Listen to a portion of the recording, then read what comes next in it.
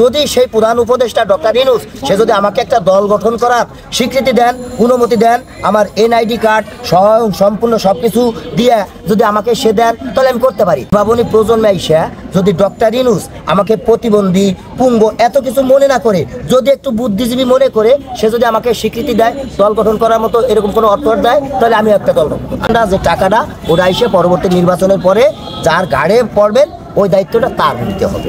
এখন এত বড় দায়িত্ব যদি আমাকেও দেওয়া হয়, আমি নিতে রাজি আছি।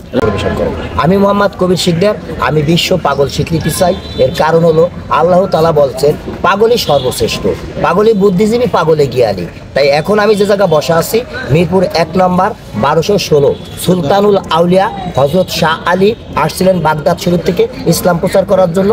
এই তো সেই মিরপুর 1 নম্বর সুলতানুল আউলিয়ার মাজার শরীফ থেকে বিশ্ববিচিত্রা একেএম বেসন রকেট। আমার নাম মোহাম্মদ কবির শিকদার। আমার ধর্ম ইসলাম ধর্ম, শান্তির ধর্ম।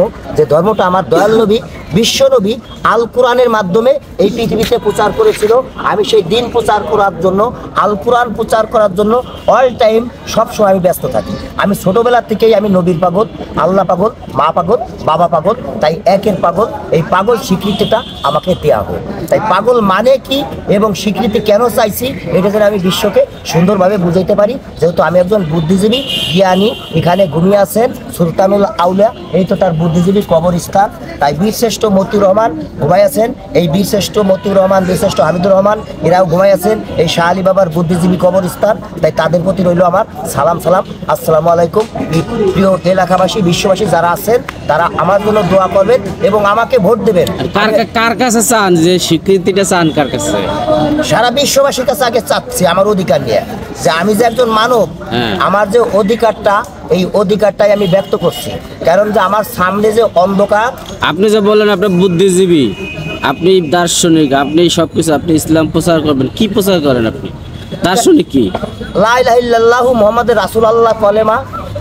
এটা কি এটা তো নবীর বাণী। হ্যাঁ, এইটাই প্রচার করবেন, এটাই সর্বশ্রেষ্ঠ দার্শনিক। মানে সর্বদা যেন আমি প্রচার করতে পারি, আমার যেন কোনো শয়তানে বিভ্রান্তিত না করে, এবং আমি যাদের জন্য প্রচার করব তারা যেন আমার কথাগুলো শুনে এবং সুন্দরভাবে তারাও যেন আমার সাথে আল্লাহর নবী এর গুণগান গাইতে থাকে। যেন সবসময় যেন সারা বিশ্বের ভিতরে আমাকে ইসলামের বিরুদ্ধে যারা ষড়যন্ত্র করছেন, নবীর কোরআনের বিরুদ্ধে যারা ষড়যন্ত্র করছেন, আমরা মুসলিম হয়ে তাদের বিরুদ্ধে যেন আমরা জিহাদ ঘোষণা করতে পারি। আলহামদুলিল্লাহ, আলহামদুলিল্লাহ, এই স্বীকৃতি এইগুলো আমি কোরআন পাগল, নবী পাগল, আল্লাহ পাগল। তাই এই পাগল নামে আমি ঘোষণা করতে চাই যে আমাকে। আপনার শিক্ষকতা যোগ্যতা কি? শিক্ষকতা যোগ্যতা তো 8ম শ্রেণী, সেটা তো বড় বিষয় না। বড় বিষয় হচ্ছে আমি এখন বেঁচে আছি। আমার যে শিক্ষা, এখন আমি মনে করেন আমি এমএ পাস করছি, মনে করেন যে আমি বিএ পাস করছি, অনেক পাস করে ফেলাইছি। কিন্তু আমার তো এখন শেষ বেলায় যে পাশই করছি, আমি কোটা আন্দোলন করছি, আমি দেশকে স্বাধীন করছি 2024 সালে, অনেক কিছু এখানে বসে আমি করেছি। কিন্তু এখন যদি বলি যে আমাকে আপনারা একটা মন্ত্রী পদ দেন, আমাকে একটা দল গঠন করার সুযোগ দেন, এইগুলো যখন আমি চাবো তখন কে দিবে আমাকে? প্রধান উপদেষ্টা ডক্টর ইউনূস, সে কি আমাকে দেবে? যদি সেই প্রধান উপদেষ্টা ডক্টর ইউনূস সে যদি আমাকে একটা দল গঠন করার স্বীকৃতি দেন, অনুমতি দেন, আমার এনআইডি কার্ড সম্পূর্ণ সবকিছু দিয়ে যদি আমাকে সে দেন, তাহলে আমি করতে পারি। কিন্তু আমার তো অর্থ নাই যে অর্থটা দিয়ে আমি একটা নিজে দল গঠন করব। যে দলগুলো অনেকেই গঠন করেছিলেন, যেরকম নগরকান্দা করছিলেন একজন ওবায়দুল, তারপরে ওই বঙ্গবীর কাদের সিদ্দিক, এই বিভিন্নভাবে এক একজন এক একটা দল গঠন করছেন। যারা দল গঠন করছেন, বিশ্বলি, খাজা বাবা ফরিদপুর, এর একটাও কিন্তু সেরকম টেকে নাই, সবই নিষ্পৃত হয়ে গেছে। তাই এই প্রজন্মে আইসা, উদ্ভাবনী প্রজন্মে আইসা যদি ডক্টর ইউনূস আমাকে প্রতিবন্ধী, পুঙ্গ এত কিছু মনে না করে, যদি একটু বুদ্ধিজীবী মনে করে সে যদি আমাকে স্বীকৃতি দেয়, দল গঠন করার মতো এরকম কোনো অর্থ দেয়, তাহলে আমি একটা দল গঠন করব। মানে আমি বুদ্ধিজীবী কোন ধরনের এটা তো বুঝতেছেন, যে যেরকম এখন আপনি যদি একটা গাছ লাগান, এই গাছটার ফলটা খাইতে আপনার একটু সময় দেওয়া লাগবে, এবং গাছের গোড়ায় আপনার পানি দিতে হবে, মাথায় পানিটা পরিচর্যা করে তো আপনি গাছটা লাগান। একটা বুদ্ধি দেন আপনার কাছে। ওই বুদ্ধিটাই তো আমি দিচ্ছি, যে আমি এই বাংলাদেশ প্রতিদিন কাগজটা আমি প্রতিদিন দেখি।